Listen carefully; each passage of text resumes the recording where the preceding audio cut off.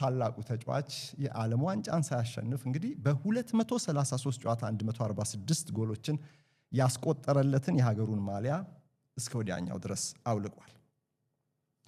መጨረሻው ታዲያ የቅሬታ የስንብት እንባ ሆነ። ምንም የሚጸጽተኝ ነገር የለም አለ ክሪስቲያኖ። ምንም የሚጸጽተኝ ነገር የለም አለ። በ6 የዓለም ዋንጫዎች ላይ ጎል ያስቆጠረው ብቸኛ ተጫዋች እርሱ ነው።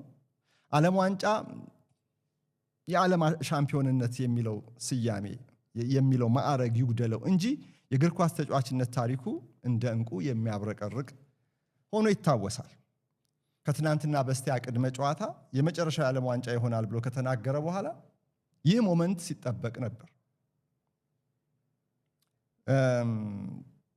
ግን ትላንትና በሐዘን ጨረስኩኝ ብሎ ደግሞ ከሚዲያው አልሸሸም። ማጠቃለያ ሐሳብ ሰጥቶ ነበረ። ምንም የሚጸጽተኝ ነገር የለም ያለው ያኔ ነው። ነገ ጠዋት ከእንቅልፍ የምነቃው በንጹህ ሕሊና ነው። የቆጠብኩት ጥረት የለም።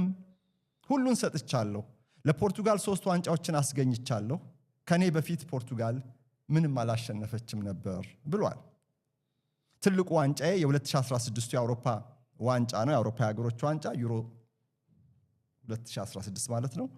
ያ ዋንጫ ለኔ ከዓለም ዋንጫ ጋር አቻ ነው የሚል አስተያየትም ሮናልዶ አስከትሏል። እንግዲህ ድህረ ጨዋታ ቃለ ምልልሱን ካጠናቀቀ በኋላ ወደ ታነሉ አምርቷል። በነገራችን ላይ ቀደም ሲል 3 ዋንጫዎች አሉ። 2ቱ የኔሽንስ ሊግ ነው። ኔሽንስ ሊግ ያው እንግዲህ የአውሮፓ እግር ኳስ ማህበር የወዳጅነት ጨዋታዎችን መልክ ለማስያዝ ያዘጋጀው የወዳጅነት ጨዋታ መልክ ያለው ዓመታዊ ቶርናመንት ነው። ለየት ያለ ቶርናመንት ነውና ሁለቱን ፖርቱጋል አሸንፋለች።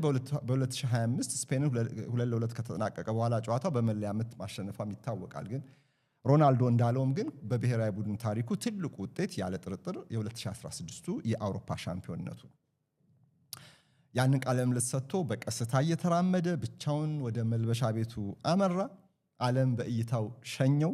የዳላስ ስቴዲየም ውስጥ የታየው ሮናልዶ ከ4 ዓመታት በፊት በሞሮኮ ከተሸነፉ በኋላ በካታር ከታየው ሮናልዶ ጋር ተመሳሳይ ነበር። አዝኖ አንገቱን ደፍቶ ወደ መልበሻ ቤት የሚሄድ ሮናልዶ ነበር ያየ ነው። ክሪስቲያኖ በክለብ እግር ኳስ ጉዞን ግን ይቀጥላል። በአልናስር አሁንም ገና ያላበቃ ኮንትራት አለው። ያላጠናቀቀው የግል የቤት ስራም አለው። በአመት $200 ሚሊዮን ደሞዝ የሚያስገኝለትን ኮንትራት ሳይሆን አሁን የምላችሁ በፕሮፌሽናል እግር ኳስ ተጫዋችነት ህይወቱ የጎል መጠኑን ያስቆጠራቸውን ጎሎች ብዛት 1000 የማድረስ የቤት ስራ አለው።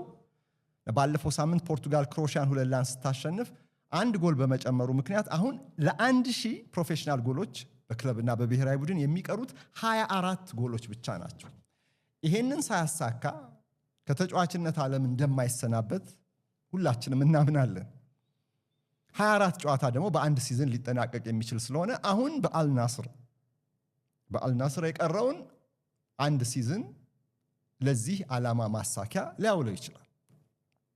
እንግዲህ አስቡ፣ በ20 ዓመታት በተራዘመ የጊዜ ገደብ ውስጥ 6 የዓለም ዋንጫ ላይ ተሳትፏል።